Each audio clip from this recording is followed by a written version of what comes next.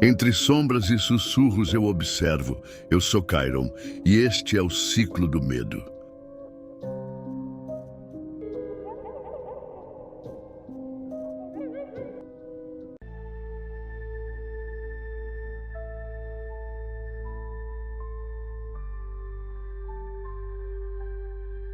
Seja bem-vindo a mais um vídeo do Ciclo do Medo, onde cada história é mais sombria do que a última e cada mistério leva você mais fundo nas trevas. Prepare-se para entrar em um mundo onde há linha entre a vida e a morte. Inscreva-se no canal, deixe sua curtida e ative o sininho de notificação para você não perder nenhum vídeo. Comente o que está fazendo agora, enquanto escuta nossos relatos e de qual cidade e qual horário do dia você está nos assistindo. Fique conosco porque o que está por vir vai te deixar sem fôlego e, quem sabe, talvez te faça pensar duas vezes. Desde que me entendo por gente, meus dias começavam cedo, antes mesmo do sol nascer. Acordava com o cheiro do café forte que minha mãe preparava e com o som da chaleira apitando na nossa pequena cozinha. Eu nem gostava de café, mas aquele cheiro ficou gravado na minha memória como um aviso. Era hora de ir trabalhar com ela. Minha mãe se chama Dona Célia, mulher guerreira, forte de um jeito que nem sempre parecia. Trabalhava como empregada doméstica na casa da família Albuquerque, uma gente muito rica que morava num casarão no bairro nobre da cidade. A patroa dela, Dona Verônica, era uma mulher fria, metida e cruel. Uma daquelas pessoas que olham os outros de cima como se estivessem limpando o sapato com os olhos. Na época, eu tinha uns 6 ou 7 anos. Não entendia muito bem as coisas, mas lembro bem da dor que sentia no peito quando via minha mãe sendo humilhada. Dona Verônica gritava com ela por qualquer coisa. Um talher fora do lugar, uma mancha no chão, até se o tempo estava nublado parecia culpa da minha mãe. "Você é burra ou faz de propósito, Célia?" ela dizia, jogando o pano no chão. Às vezes era pior. Vi uma vez minha mãe levar um tapa. Doeu mais em mim do que nela. Disso tenho certeza. Eu só conseguia ficar parada, segurando meu ursinho, sem saber o que fazer.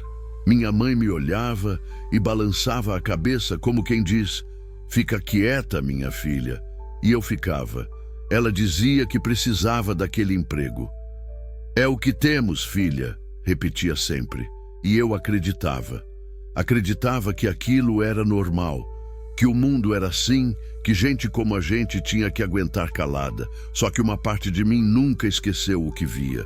Aqueles gritos, os empurrões, a arrogância de Dona Verônica. Tudo foi ficando guardado em mim, como se cada humilhação criasse um pedacinho de raiva que ia se empilhando dentro do meu coração. Naquela época, eu ainda era só uma menina, com olhos grandes e sonhos pequenos. Mas alguma coisa dentro de mim começou a crescer junto com a vontade de um dia mudar tudo aquilo. Mesmo que eu não soubesse como, ainda, a casa dos Albuquerque parecia um castelo para mim. Portões enormes, jardim impecável, janelas com cortinas brancas que balançavam com o vento. Tudo era limpo demais, caro demais, frio demais. Não tinha cheiro de lar, tinha cheiro de cera, de dinheiro, de arrogância. Eu costumava ficar sentada no chão da cozinha ou brincando no quartinho de despensa, enquanto minha mãe limpava, passava, cozinhava, cuidava de tudo. Não podia fazer barulho. Dona Verônica odiava barulho. Um dia ela disse que minha risada soava como grito de mendigo e proibiu minha mãe de me deixar sair do quartinho. Tive que passar horas ali dentro, no escuro, com medo, sem entender o que eu tinha feito de tão errado. Mas minha mãe fazia de tudo para amenizar aquilo. Levava um pedacinho de bolo escondido, um livro velho, me contava histórias quando achava um tempinho. E quando a patroa não estava em casa, a gente ria. Pouco, baixinho, mas ria. Era o único momento que eu via o sorriso dela de verdade. Dona Verônica, por outro lado, parecia gostar de ser cruel. Não era só com minha mãe. Tratava mal todo mundo. Motorista, jardineiro, até o marido, seu Álvaro, um homem quieto, de fala lenta e olhar cansado. Ele parecia viver anestesiado, como se não estivesse realmente ali. Era quase invisível naquela casa. Na escola, quando me perguntavam o que minha mãe fazia, eu respondia baixo. Tinha vergonha, confesso. Não por ela, mas porque o mundo fazia a gente acreditar que trabalho de empregada era sinônimo de fracasso. Demorei para entender que fracasso mesmo era tratar alguém como lixo, só porque se tem dinheiro. Com o tempo, comecei a observar mais. Já não era só uma menina brincando. Eu via tudo, cada palavra atravessada, cada olhar de desprezo. Eu memorizava. Guardava tudo em silêncio, como quem anota numa caderneta invisível. E uma certeza começou a crescer dentro de mim. Aquilo não podia durar para sempre. Só que minha mãe, ela parecia ter se acostumado com a dor, como se acreditasse que merecia aquilo. Mas eu não conseguia aceitar. E um dia, mesmo sem saber ainda como, eu prometi a mim mesma. Um dia eu ia fazer Dona Verônica pagar por cada lágrima que fez minha mãe derramar. O tempo passou e eu fui crescendo. Da menina calada e assustada no canto da cozinha, virei uma adolescente observadora, desconfiada, com uma raiva escondida atrás do sorriso educado. A gente aprende cedo a se camuflar quando vem de onde eu vim. Minha mãe continuava no mesmo emprego, firme como sempre. A idade começava a pesar nas costas dela, mas ela insistia que era só mais um dia, como se a dor não tivesse importância. Chegava em casa com as mãos calejadas, os pés inchados, e ainda assim perguntava se eu tinha comido, se tinha ido bem na escola. Dona Verônica continuava igual, arrogante, venenosa, perversa. Mas agora eu via com outros olhos, entendia os jogos dela, os pequenos abusos disfarçados de ordens, os tapas camuflados em empurrões. Ela fazia questão de lembrar minha mãe, todos os dias, que ela não passava de uma empregada, e isso me corroía por dentro. Na escola eu ia bem, estudava como se minha vida dependesse disso, e no fundo dependia mesmo. Eu queria sair daquela realidade. Sonhava em conseguir uma bolsa, fazer faculdade, dar uma vida melhor para minha mãe. Só que mesmo com boas notas, o mundo não facilitava. Foi nessa época que conheci o Vinícius, colega de sala, meio esquisito, quieto, mas esperto. A gente se dava bem. Ele parecia entender o que era ser invisível para os outros. Um dia, durante o intervalo, ele me disse uma coisa que ficou martelando na minha cabeça por semanas. Tem gente que resolve as coisas de um jeito diferente. Como assim? Perguntei desconfiada. Conheço uma senhora. Dizem que ela faz pactos. Ri na hora. Achei que era piada, dessas de moleque querendo chamar atenção. Mas ele falou com tanta certeza, com um olhar tão sério, que alguma coisa dentro de mim despertou. Eu tentei esquecer aquilo, mas as palavras dele ficaram me seguindo, dia após dia. Pacto, justiça, vingança. 3 palavras que começaram a soar como música no meu ouvido, porque naquele momento da minha vida eu já sabia. Nada no mundo ia mudar se eu continuasse esperando a vida ser justa. Dona Verônica jamais ia parar de machucar minha mãe. E se ninguém ia fazer nada, talvez eu tivesse que fazer. Eu passei semanas com aquilo martelando na cabeça. As palavras do Vinícius não saíam da minha mente. Ela faz pactos. A cada grito que eu ouvia vindo da boca de Dona Verônica, a ideia parecia mais razoável, mais real. Um dia, num fim de tarde abafado, esperei minha mãe pegar no sono e mandei mensagem para o Vinícius. Sobre aquela senhora, como eu faço para falar com ela? Ele respondeu rápido, como se já esperasse. Amanhã, depois da aula, te levo. Não consegui dormir naquela noite. Parte de mim achava que era maluquice. Outra parte sentia que aquele era o começo de algo importante, talvez até perigoso. No dia seguinte, Fomos andando até um bairro afastado, um daqueles lugares antigos da cidade, onde as casas tinham muros altos, portões enferrujados e quintais cobertos de mato. Paramos diante de uma casa que parecia esquecida no tempo. O portão rangeu quando Vinícius empurrou. É aqui. A porta já estava entreaberta, como se nos esperasse. O ar lá dentro era pesado, tinha cheiro de incenso e coisa velha. Sentada numa poltrona encardida, no canto da sala escura, estava ela, Dona Almerinda. Uma senhora de cabelos brancos como farinha, olhos fundos e uma presença que fazia a pele arrepiar. Ela não falou meu nome, mas parecia saber quem eu era. Me olhou como se já tivesse me visto antes, ou como se conseguisse enxergar dentro de mim. Você veio pelo que te machuca. Tá aqui por quem sofre mais do que você. Engoli em seco. Meu coração batia tão forte que parecia querer sair do peito. Eu quero justiça. Você quer vingança. Ela corrigiu, sem me dar tempo de negar. E tá disposta a pagar o preço? Eu hesitei. Pela primeira vez, percebi que aquilo não era só conversa. Não era lenda, era real e perigoso. Tô. Ela fechou os olhos, como se escutasse uma voz que não estava ali. O pacto vai te mostrar a verdade, mas toda verdade tem um custo. E toda dor devolvida cobra um pedaço da alma. Ela estendeu a mão. Nela, um punhal pequeno com o cabo entalhado em símbolos estranhos. Uma gota do teu sangue, é só isso que ele precisa. O resto, ele mesmo cuida. Minhas mãos tremiam, mas eu fiz. Cortei o dedo, deixei cair a gota sobre um pano vermelho que ela colocou na mesa. Foi quando senti um arrepio que começou na nuca e desceu até os pés, como se algo tivesse entrado em mim, como se a partir dali nada mais fosse ser igual. Dona Almerinda sorriu, mas não era um sorriso doce. Era um sorriso de quem já tinha visto o que viria depois.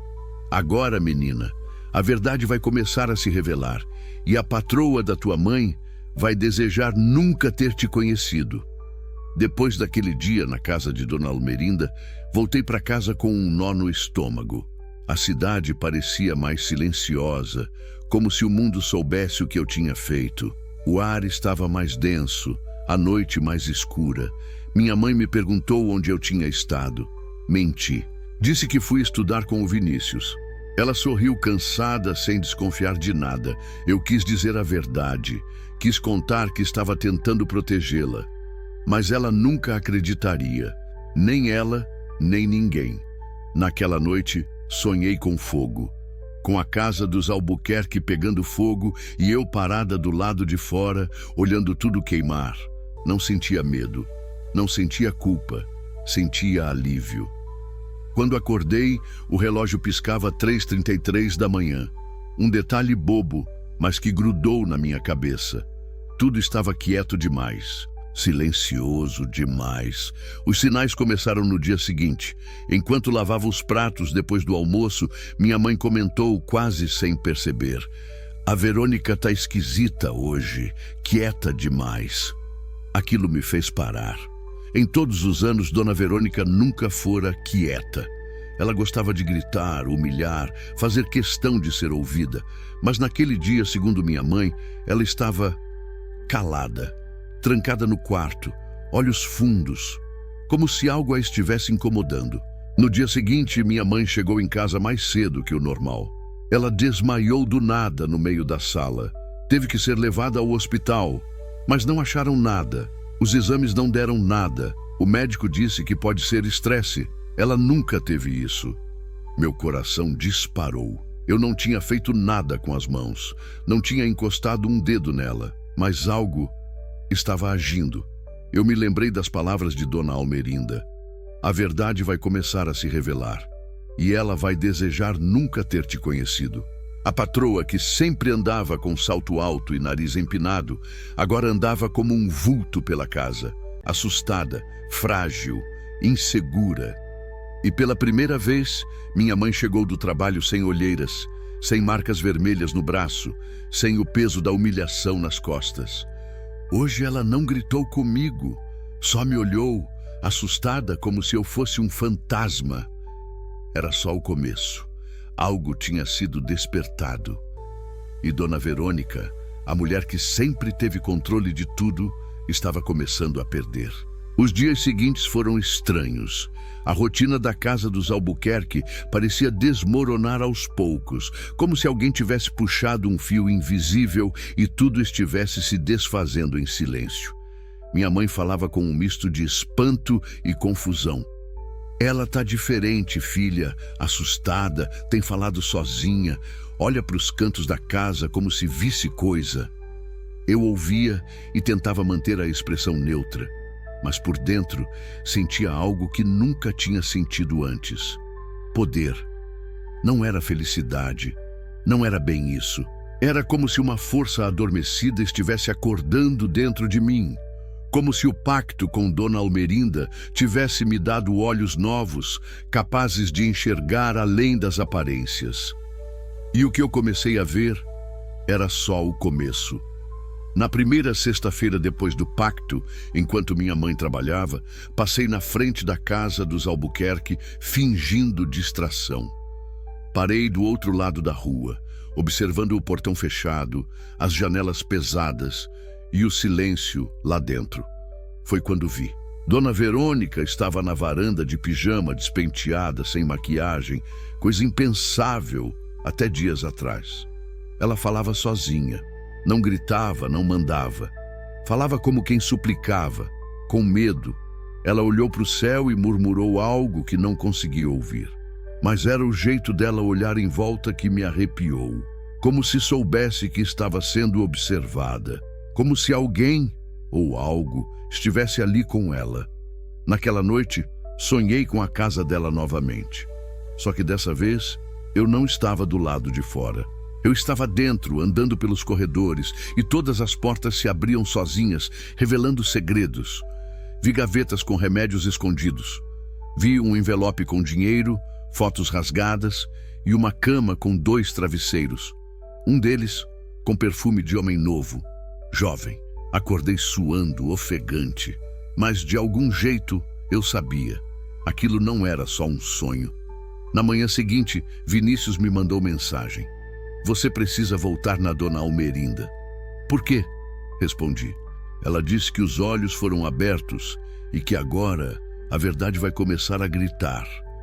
Meu sangue gelou. A verdade que eu pedi para ver. A verdade que agora estava vindo à tona, e eu sentia, cada vez mais forte, que Dona Verônica tinha muito mais podre escondido atrás daquela fachada de mulher elegante. Segredos que poderiam destruir não só ela, mas tudo ao redor dela. E eu estava pronta para descobrir cada um deles e usá-los um por um. Voltei à casa de Dona Almerinda numa tarde chuvosa. A cidade parecia mergulhada num silêncio pesado, como se segurasse a respiração. Quando entrei, ela já me esperava, sentada no mesmo lugar, como uma sentinela do destino. Você viu, não viu? Ela perguntou antes mesmo que eu abrisse a boca. Assenti com a cabeça. Meus olhos deviam dizer tudo. Ela estendeu a mão enrugada e segurou a minha com força surpreendente. A verdade é viva, menina. Quando é libertada, ela não volta mais para a cadeia. Agora ela vai aparecer nos lugares mais improváveis. E apareceu. No dia seguinte, minha mãe chegou do trabalho com uma expressão estranha. Ela estava com um envelope nas mãos. Dentro, fotos de Dona Verônica, em um hotel, de mãos dadas com um rapaz muito mais jovem que ela. Um dos garçons do buffet da empresa de seu Álvaro, reconhecível pela farda. Em algumas fotos, eles se beijavam. Em outras, ela entregava algo que parecia dinheiro. Minha mãe estava em choque. Achei isso jogado no chão da despensa, como se alguém tivesse deixado cair de propósito. Eu sabia, não tinha sido por acaso. Era o pacto. Era a verdade sendo entregue nas minhas mãos. Aquilo era só o começo. Na mesma semana, encontrei Vinícius de novo. Ele me contou que um amigo do pai dele, que trabalhava na empresa dos Albuquerque, foi demitido depois de descobrir que milhares de reais estavam sumindo das contas da firma. O boato era que o próprio seu Álvaro nem desconfiava. A empresa estava sendo sangrada de dentro. Comecei a ligar os pontos. Dona Verônica não era só cruel, era uma manipuladora, uma traidora, uma ladra. Na noite de domingo, ouvi minha mãe chorando baixinho no quarto. Fui até lá. Hoje ela me chamou de inútil na frente do marido dela. Mas logo depois, eu juro por Deus, ela teve um surto. Caiu de joelhos e começou a chorar como uma criança. Disse que não aguentava mais, que as vozes estavam voltando. Minha mãe achou que fosse loucura. Eu sabia que era desespero. A verdade estava batendo na porta da consciência de Dona Verônica e entrando sem pedir licença. E naquele momento, uma ideia nasceu dentro de mim. Se ela achava que podia viver a vida inteira impune, estava na hora de provar do próprio veneno. Estava na hora de mostrar para o mundo quem era, de verdade, a mulher que por anos destruiu a dignidade da minha mãe. E eu ia fazer isso, usando os próprios segredos dela. Depois das fotos e das conversas que ouvi, minha mente não parava de trabalhar. Cada peça estava se encaixando. Eu só precisava de mais provas, mais segredos. E eles estavam surgindo, como se o próprio universo estivesse do meu lado. Dona Verônica começou a perder o controle. A mulher que por anos comandava a casa com punhos de ferro, agora vivia trancada no quarto, com as luzes apagadas, tomando remédios fortíssimos que minha mãe disse nem saber que existiam. Os olhos dela estavam sempre vermelhos, não de choro, de medo. E foi ali que eu percebi. Ela sentia que algo a cercava. Ela sabia que alguém, ou algo, a estava desmascarando. Uma tarde, fui até a empresa onde ela trabalhava com o marido. Fiquei observando de longe, de novo, e vi o que precisava ver. Um estagiário saindo apressado, olhando para os lados, escondendo papéis no casaco. Fui atrás dele. Me aproximei como quem não quer nada e puxei conversa. Eu era boa com palavras e ele era jovem. Não demorou muito para soltar a língua. Todo mundo ali desconfia dela, mas ninguém tem coragem de falar nada. O dinheiro que sumiu, a maioria acha que foi ela que desviou. Até impressão digital nos relatórios ela deixou. O coração bateu mais forte. "E o seu Álvaro?" perguntei. Ele riu, mas não de um jeito leve. "Aquele ali vive dopado. Ela enche ele de remédio. Diz que é para ansiedade, mas o cara parece um zumbi. Dorme nas reuniões. Esquece o que falou 5 minutos antes." Mais uma peça do quebra-cabeça. Dona Verônica não só traía o marido com rapazes jovens, como também o mantinha dopado, fraco, passivo. Tudo para continuar no controle. E o pior, Vinícius me contou, dias depois, que havia um boato antigo, abafado, quase esquecido, de que ela teve um filho no passado. Um filho que nunca foi registrado no nome de seu Álvaro. Um filho que ela escondeu do mundo e que provavelmente era de outro homem. Meu sangue gelou. A mulher que dizia que homem não presta, que nunca pôde ser mãe porque o marido era estéril, tinha escondido um filho ilegítimo e nunca contou para o homem que sonhava em ser pai. Isso não era só uma traição, era crueldade. Eu estava cada vez mais certa. A justiça que o mundo nunca fez à minha mãe, eu ia fazer. E o melhor de tudo, eu ia usar as próprias mentiras de Dona Verônica para enterrá-la em vida. Com cada nova descoberta, eu sentia algo dentro de mim se fortalecer. Era como se a menina calada, que via a mãe ser humilhada em silêncio por anos, tivesse finalmente acordado.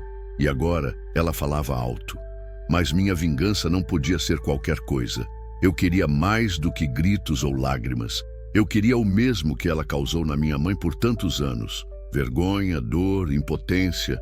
E queria que fosse diante de todos que ela enganou. Então comecei a planejar. O primeiro passo foi reunir provas. Tudo o que eu tinha conseguido até agora. As fotos com o rapaz, os relatos do estagiário, as cópias dos relatórios que ele me enviou por e-mail e até mesmo mensagens anônimas que Vinícius conseguiu de funcionários antigos que tinham medo de falar abertamente. Eu montei uma pasta, física e digital, separada por tópicos: adultério, desvio de dinheiro, dopagem do marido, filho escondido. Cada página, cada prova, era como uma pedra que ela mesma tinha colocado no próprio túmulo. O segundo passo era fazer tudo chegar até a pessoa certa. Seu Álvaro. Aquele homem sempre me pareceu apagado, submisso, quase uma sombra. Mas talvez fosse porque ele nunca soube de nada. Talvez o mundo em que ele vivia fosse uma mentira criada por ela. Eu queria ver o momento exato em que os olhos dele abrissem. Então, escrevi uma carta, à mão, com calma, sem xingamentos, sem ódio explícito, apenas com a verdade. Seu Álvaro, o senhor não me conhece, mas sou filha da empregada que trabalha na sua casa há mais de 20 anos. Essa carta não é vingança, é justiça. Dentro do envelope, o senhor encontrará provas do que sua esposa tem feito, com seu nome, seu dinheiro e sua vida. Eu só peço que olhe, que leia e que veja com os próprios olhos. Coloquei a carta dentro da pasta e a lacrei. Esperei o momento certo. Um dia em que Dona Verônica não estava em casa, fui até o portão. Toquei a campainha e entreguei para o porteiro. É para o seu Álvaro. Pessoalmente, voltei para casa com o coração aos pulos. Sabia que depois daquilo, nada mais seria como antes. E eu estava pronta, porque o que vinha a seguir era o início da queda de uma mulher que construiu um castelo de mentiras pisando na dor dos outros, e eu ia assistir cada tijolo desmoronar. Esperei 3 dias. Foram os 3 dias mais longos da minha vida. Eu mal comia, mal dormia. Meu coração batia como um tambor dentro do peito, imaginando o que poderia estar acontecendo lá dentro daquela casa. Será que ele leu? Será que acreditou? Será que confrontou ela? No 4º dia, a resposta veio. Minha mãe chegou em casa mais cedo do que o habitual. Estava com os olhos arregalados, confusa e uma expressão que eu nunca tinha visto antes. O que aconteceu, mãe? Ela se sentou no sofá, respirou fundo e falou. O seu Álvaro expulsou a Verônica de casa. Fiquei em silêncio, paralisada. Ele disse que descobriu tudo, que alguém entregou um envelope com provas, fotos, documentos. Eu não sei como ele teve acesso àquilo. Fingi surpresa, apenas murmurei. Meu Deus! Ela surtou, gritou, chorou, negou tudo, mas ele estava diferente, frio. Olhou para ela com um desprezo que eu nunca vi em homem nenhum. Disse que ela era um monstro, que ela roubou o tempo, a vida e a dignidade dele. Meu peito parecia prestes a explodir. E mais, ele disse que sabe do filho, que vai abrir um processo, que vai investigar o dinheiro da empresa e que ela está proibida de pisar naquela casa. Eu olhava minha mãe e ela chorava. Mas não era o choro de dor. Era um choro leve, estranho, como se algo estivesse se desfazendo dentro dela, como se, pela primeira vez, ela estivesse se libertando daquela sombra. Você não está entendendo. Ela me pediu desculpas, filha, antes de sair. Baixou a cabeça, me chamou de Dona Iracema. Disse que eu era melhor que ela. Minha garganta fechou. As palavras não saíam. Dona Verônica, humilhada, desmascarada, expulsa. Pela primeira vez, minha mãe estava sendo tratada com o respeito que sempre mereceu. E aquilo não era só uma vitória, era justiça. Mas dentro de mim eu sabia. Ainda não tinha terminado. A queda dela estava apenas começando. Ela perdeu o lar. Agora, ela ia perder tudo que construiu em cima da mentira. E eu ia continuar. Por mim, pela minha mãe. Por todas as vezes que fomos obrigadas a abaixar a cabeça. Depois que Dona Verônica foi expulsa da casa, a notícia correu rápido.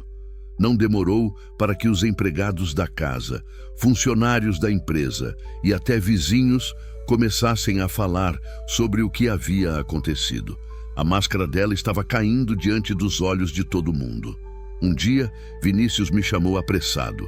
Você precisa ver isso. Ele me mostrou no celular uma reportagem online, um verdadeiro escândalo. Um colunista da cidade havia publicado uma denúncia anônima que expunha os casos da Dona Verônica. Os casos extraconjugais, o filho escondido, a dopagem do marido e as provas de desvio de dinheiro da empresa. Eu sabia que a carta tinha chegado a outras mãos também. O mundo que ela construíra em cima de mentiras começava a ruir. E isso era uma vitória que eu nem sabia se esperava tão cedo. Mas, ao mesmo tempo, percebi que Dona Verônica não iria aceitar esse fim sem lutar. Ela começou a usar todos os recursos para tentar recuperar sua imagem. Contratou advogados, tentou calar testemunhas, espalhou versões falsas, tentou até ameaçar minha mãe. Foi quando eu percebi o quanto aquela mulher era perigosa. Minha mãe estava abatida, mas firme. Eu estava ao lado dela, mais forte do que nunca. E mesmo sabendo que o caminho ainda era longo, senti que a justiça começava a brilhar. Não era só vingança, era a dignidade sendo devolvida, tijolo por tijolo. Depois da exposição pública, a vida de minha mãe mudou de um jeito que eu jamais poderia imaginar. Ela não precisava mais se esconder no fundo da casa, não precisava mais engolir xingamentos calada. Ainda assim, a batalha estava longe de acabar. Dona Verônica não desistia fácil. Ela ameaçava, pressionava, tentava mexer com nossos medos. Chegou a ligar várias vezes para minha mãe, usando um tom frio, cheio de sarcasmo. Você acha que pode me derrubar assim, Iracema? Eu controlo muito mais do que você imagina. Mas a minha mãe, pela primeira vez em muito tempo, não se intimidava. Ela falava comigo ao telefone, decidida. Essa mulher que me maltratava, que me humilhava. Eu não vou mais deixar que ela tenha esse poder. Eu sabia que tinha que protegê-la e, ao mesmo tempo, continuar firme no meu plano. Passei a ajudar minha mãe a organizar depoimentos, reunir testemunhas e documentos que comprovavam tudo o que tínhamos descoberto. Era doloroso ver as marcas daquelas décadas de sofrimento, mas também libertador saber que a verdade finalmente vinha à tona. A cada dia, a sensação de que estávamos fazendo a coisa certa crescia. E eu sentia que a vingança, aquela que nasceu da dor e da injustiça, estava se transformando em algo maior, em justiça verdadeira. Eu estava pronta para ir até o fim.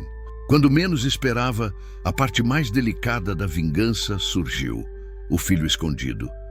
Era o segredo mais obscuro de Dona Verônica e também o que poderia derrubá-la de vez.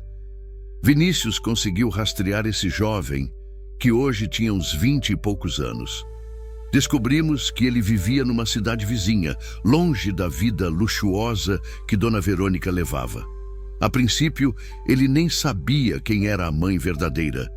Decidimos que eu deveria conhecê-lo primeiro. Era arriscado, eu sabia, mas a verdade precisava vir à tona. Quando finalmente nos encontramos, ele estava confuso e desconfiado. Não era para menos. Eu me apresentei devagar, contei que era filha da empregada de Dona Verônica e expliquei o que estava acontecendo. Ele ouviu, incrédulo, as histórias de traição e mentiras que compunham a vida que ele jamais conhecera. Foi um momento intenso, difícil, mas também libertador. Ele queria justiça, assim como eu. Com a ajuda dele, começamos a preparar um processo que poderia fazer Dona Verônica perder tudo de vez. A justiça agora tinha um rosto vivo, um filho que ela jamais reconheceu, um herdeiro que podia reivindicar o que era seu por direito. Eu sabia que aquela era a parte mais cruel da vingança, mas também a mais necessária. A queda dela estava próxima do fim, e eu estava pronta para assistir à última cena. O dia do julgamento chegou, e eu estava lá, junto com minha mãe e Vinícius. A sala estava lotada e a tensão no ar era quase palpável. Dona Verônica entrou com aquela postura arrogante, como se ainda tivesse tudo sob controle, mas eu podia ver o medo disfarçado em seus olhos. Cada mentira dela começou a ser desmontada, uma a uma. O advogado do filho expôs os documentos que provavam a existência dele, o desvio de dinheiro, as manipulações contra o marido e o tratamento cruel que minha mãe suportou por anos. Foi como se uma tempestade tivesse sido desencadeada ali mesmo. Dona Verônica tentou se defender, chorou, negou, tentou culpar minha mãe, mas nada adiantou. A verdade estava do nosso lado, forte, implacável, inegável. Quando o juiz finalmente pronunciou a sentença, vi a expressão de derrota completa na face dela. Ela perdeu o direito de se aproximar da empresa do marido. Foi condenada a indenizar financeiramente a família. E o mais importante, foi obrigada a reconhecer o filho publicamente. Naquele momento senti uma mistura de alívio, tristeza e justiça.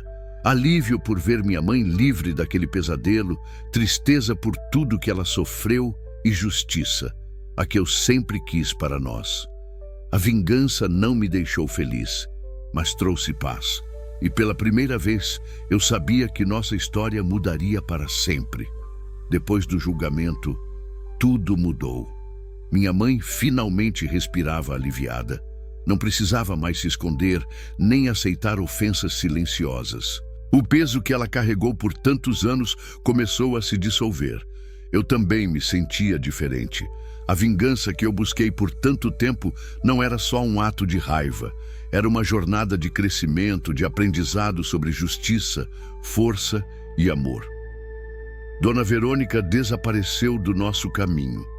Seu nome virou assunto de sussurros e olhares de reprovação. Aquele castelo de mentiras que ela construiu virou ruínas e eu tive um papel nisso.